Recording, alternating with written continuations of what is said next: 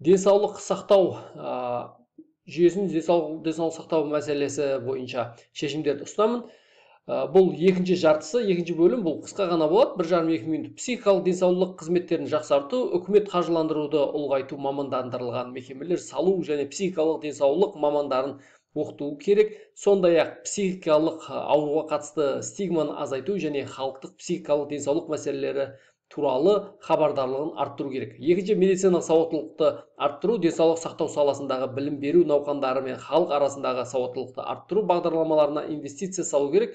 Бұл денсаулық туралы білім мен ресурстарды қамтамасыз ету үшін мектептер мен қоғамдық ұйымдармен және денсаулық сақтау провайдерлерімен серіктестікті қамту керек. Мамандандырылған көмекке қолжетімділікті кеңейту, мамандандырылған медициналық мекемелерге инвестиция салу және мамандандырылған салаларды денсаулық сақтау мамандарын оқыту мүмкіндіктерін арттыру керек. Бұл денсаулық сақтау мамандарын қызмет көрсетілмейтін салаларда мансапқа ұмтылуға ынталандыру үшін стипендиялар мен басқа ынталандыруды қамтуы мүмкін.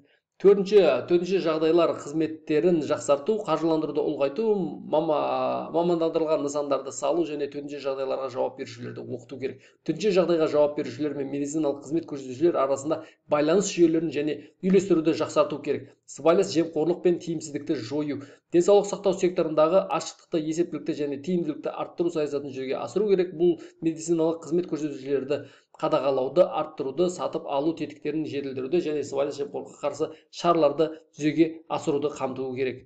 Енді осымен аяқталды. Мен қысқа ғана нақты тізімдерді атап кетейін. Бірінші бөлімде атағанмын негізі. Сол екінші бөлімде де атап кете салайын. 4-тен бастайын, 3-тен бастайын. 10 жылдың ішінде жаңадан 100 ұлттық емхананы ашу, жаңадан салып, жаңадан ашу. 4-ші, отандық медициналық техника аппараттар жасау, медицинаға қол жетімді ету, медициналық қызметті тегін ету, мәжбүрлі сақтандыруды жою. 6-ші, дәрі-дәрмек зауыт фабрикаларын салып, 5 жылда отандық дәрі-дәрмекті 20%-ға өсіру. Әр 5 жыл сайын 20%-ға өсіріп тұру керек. Терапевт, учаскелік дәрігер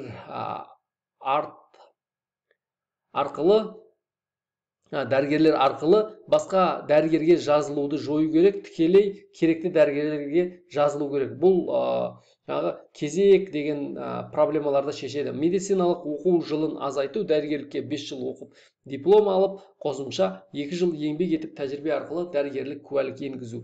9-ші, медициналық қызметкерлердің біліктілігін арттыру, шет елден тәжірибе алуға грант санын 3 есеге өсіру. 10-ші, денсаулық сақтауға 17 облыс пен 3 ірі қалаға тек науқас үшін қолданатын 20 тікұшақ, 20 жеке ұшақ және бұл төтенше жағдайға да қолдануға болады, және жедел жәрдем мен төтенше қызмет техникасын жыл сайын 10%-ға арттыру керек.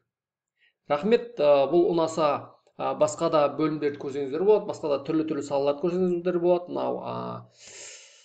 Құдай осыны жаздырды. Құдай қалап осыны жаздым. Енді сіздерге ұнайды деп ойлаймын. Өздеріңіздің толықтыратын немесе өзгертетін ойларыңыз болса, комментарийға жазып қойыңыздар. Әлеуметтік желілерде таратыңыздар. Бұл YouTube-тегі білімді KZ деген арнадан ең алғашқы видео болып жүктеледі.